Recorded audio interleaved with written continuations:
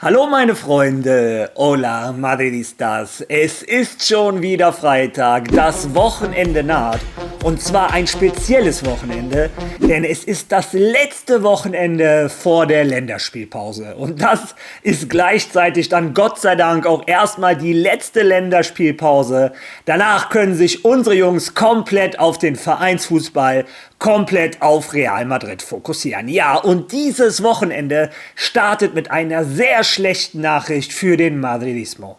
Einer der wichtigsten Spieler, einer der Ankerpunkte von Real Madrid, Aurélien Tchouaméni, ist verletzt. Was er hat, wie lange er ausfällt, gegen wen er fehlt und wer ihn ersetzen kann, darüber reden wir natürlich im Video. Gleichzeitig schauen wir auch mal zu Fede Valverde, denn er musste verletzungsbedingt ausgewechselt werden in Liverpool. Wie sieht es bei ihm aus? Ich hoffe, dass nicht beide gleichzeitig ausfallen.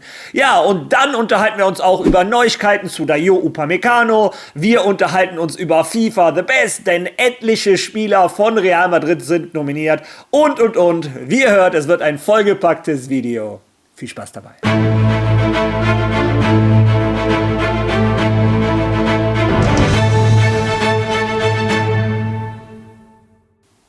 Ja, lasst mich das Video erstmal mit einer Information für euch beginnen. Und zwar, nach 1,5 Wochen konnten Dihan und ich gestern endlich unsere neue Folge des Podcasts Klein und Haarig aufnehmen. Auf Spotify könnt ihr das abhören. Da haben wir uns über den Classico, über die Champions League, ganz viel über Real Madrid unterhalten. War eine tolle Folge. Also geht nach Spotify und klickt auf Klein und Haarig. Ihr werdet die Folge genießen. Ja, und wenn wir schon mal bei persönlichen Anliegen sind, schalte ich mal um zu mir. Willkommen bei Kochen mit Mario. Nein, macht euch keine Sorgen. Viele von euch haben mich gefragt, Mario, wie funktioniert das eigentlich mit dem Thermoshaker von Holy? Und ich zeige euch meine Küche, so sieht die natürlich immer aus, klar.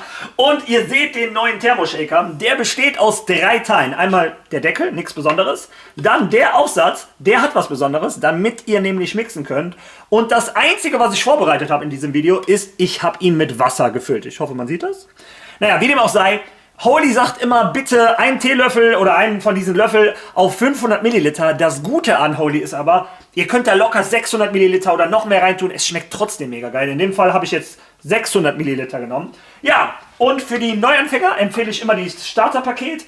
Da habt ihr Energy, Hydration, da habt ihr Eistee, alles mögliche. Aber ihr kennt meinen Favoriten in den letzten Wochen. Ich nehme es immer wieder. Ich mache mir eigentlich täglich zurzeit einen Tarantula.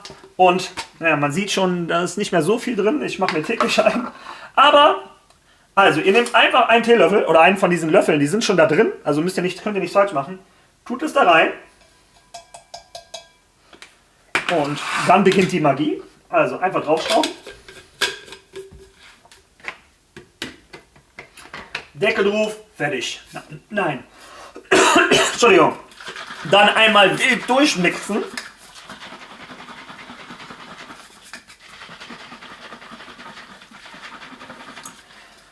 Und das war's. Deckel drauf und wie gesagt, über Geschmäcker lässt sich streiten. Für mich ist dieser Tangerine Tarantula der geilste Geschmack überhaupt auf der ganzen Website von Holy. Aber früher habe ich den Eistee Lemon gefeiert, feiere ich auch noch. Aber zurzeit mache ich mir eigentlich täglich den Tarantula, den feiere ich am meisten. Wenn du diesen Kanal unterstützen möchtest, wenn du Holy mal zu Hause probieren möchtest, dann, oder den Thermoshaker haben möchtest, kannst du 2 verschiedene Codes benutzen. Einmal ALAMADRID 5, dann kriegst du 5 Euro, wenn du Neukunde bist. Wenn du schon Bestandskunde bist, benutzt einfach ALAMADRID. 10% auf jede Bestellung, selbst wenn die Bestellung schon Rabatte hat. Also, damit unterstützt du dann den Kanal und natürlich auch dein Portemonnaie. Jetzt gehe ich wieder zurück zum Video und wünsche euch viel Spaß mit Holy.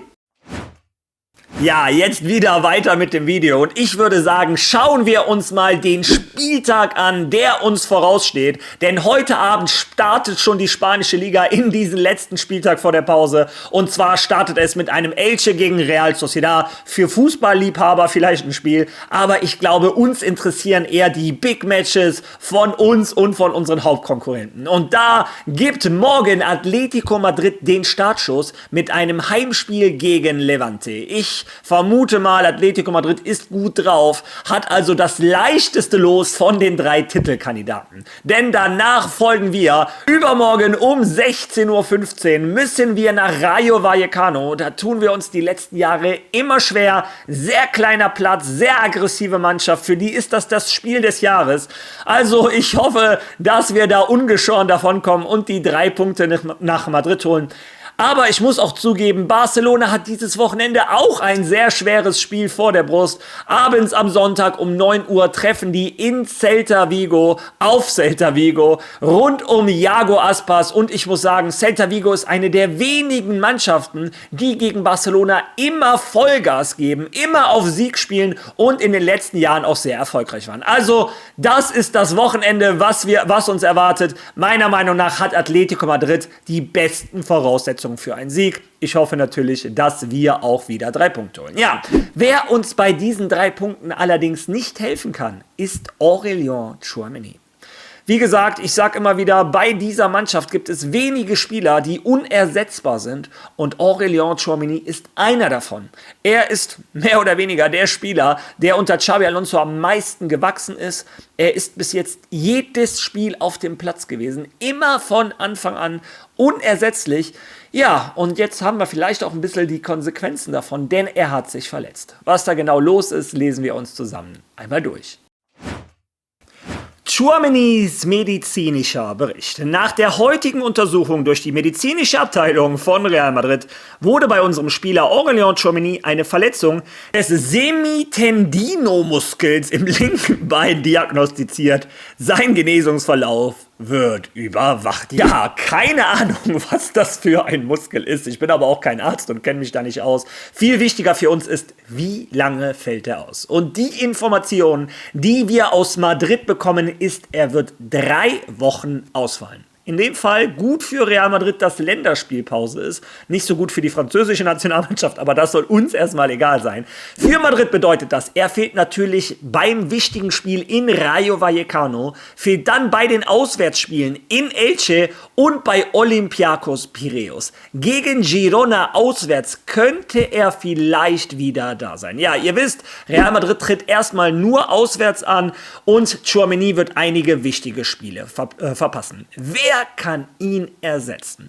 Viele denken jetzt automatisch an einen Eduardo Camavinga. Der ist ja so quasi der natürliche Ersatzspieler für den Aurélien Tchouaméni, auch wenn ein Xabi Alonso ihn etwas bisher eher im Außenbereich eingesetzt hat, glaube ich, dass ein Camavinga der Spieler ist, der ihn am ehesten ersetzen wird. Ansonsten könnte natürlich auch ein Fede Valverde, wie er es so oft gemacht hat, auch auf der 6 spielen. Doch da das nächste Fragezeichen, wie geht es Fede Valverde überhaupt? Er musste gegen Liverpool verletzt ausgewechselt worden. Das ging ein bisschen unter, weil es war die 90. Minute, aber er hatte sich an den Oberschenkel gefasst und Xabi Alonso hat schnell reagiert und einen Brahim reingebracht. Ja, wie geht es einem Fede Valverde? Da kann ich euch Entwarnung geben, denn ein Fabrizio Romano hat gestern die Information weitergegeben. Keine Verletzung bei Fede Valverde.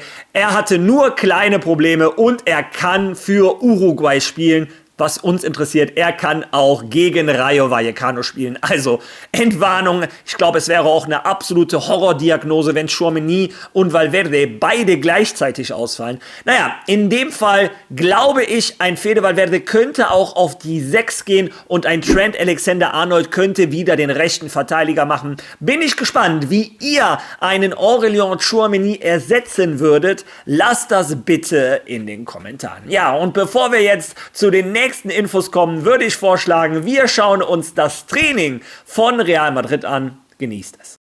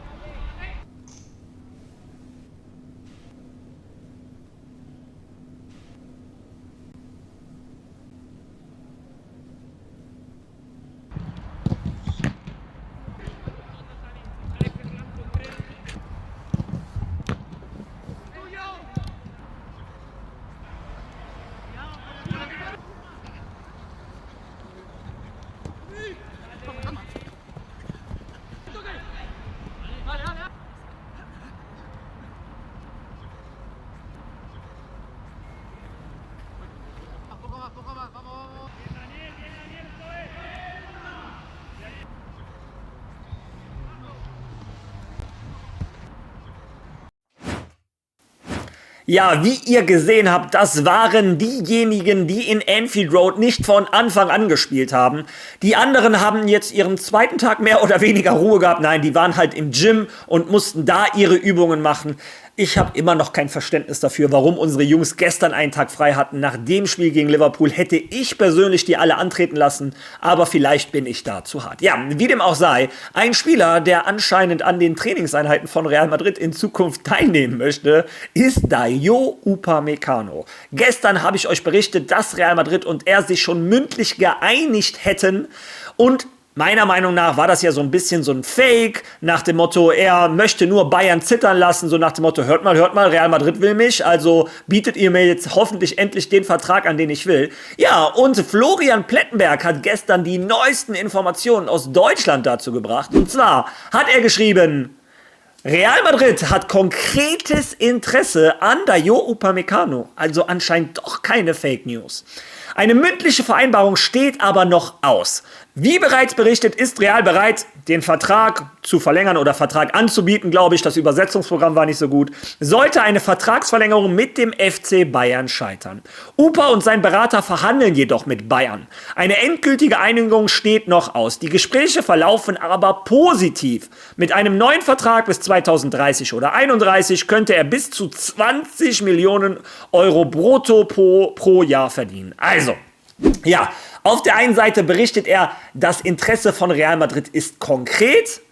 Auf der anderen Seite, die Gespräche mit den Bayern laufen aber positiv, die scheinen sich zu einigen. Und wenn der 20 Millionen brutto verdient, ich bezweifle, dass er bei Real Madrid so viel verdienen würde. Naja, in dem Fall, wenn er ablösefrei kommen würde, könnte man das vielleicht natürlich im Gehalt dann widerspiegeln. Aber das sind zumindest die neuesten Informationen rund um Dayot Upamecano und Real Madrid. Ja, und dann kommen wir zum letzten Abschnitt dieses Videos. FIFA's The Best. Meiner Meinung nach der individuelle Titel, der noch den größten Wert hat in der Welt des Fußballs. Da sieht man nicht die Skandale des Ballon d'Ors. Und ich würde vorschlagen, wir schauen uns erstmal an die Kandidaten, die The Best werden können. Wie ihr seht, ein Dembélé, der ja auch Ballon d'Or geworden ist, ein Hakimi, ein Harry Kane, Mbappé, Mendes, Palmer, Pedri, Rafinha, Salah, Vitinha und Lamine Yamal. Und ganz ehrlich, mal wieder beweist The Best meiner Meinung nach, dass es der fairste Wettbewerb ist. Denn mehr oder weniger die gleichen Kandidaten hätte ich auch ausgewählt für die letzte Saison.